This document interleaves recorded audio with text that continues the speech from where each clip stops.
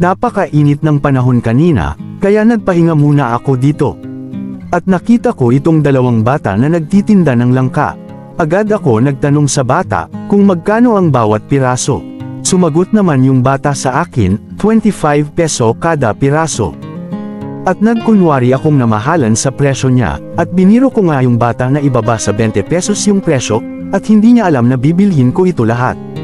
Sagot ng bata sa akin, na ito daw yung bilin ng kanilang ama na tig 25 peso kada piraso.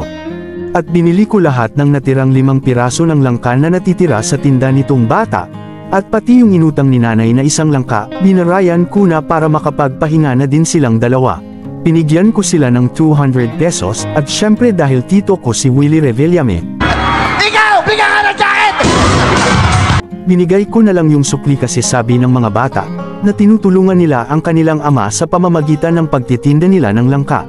Bigla ko tuloy naalala noong bata pa ako, inaabangan ko dati kung kailan mahihinog yung mga bunga ng mga pananim namin, katulad ng langka, kaimito, tambis at bayabas, at ibebenta ko ito sa mga kapitbahay ko noon, at para makatulong na rin sa magulang ko, kaya sa mga kabataan ngayon, tulungan ninyo ang mga magulang nyo kahit sa simpleng paraan lang, ang importante na pasaya mo mga magulang ninyo. Maraming salamat sa panunood at God bless po mga kaibigan.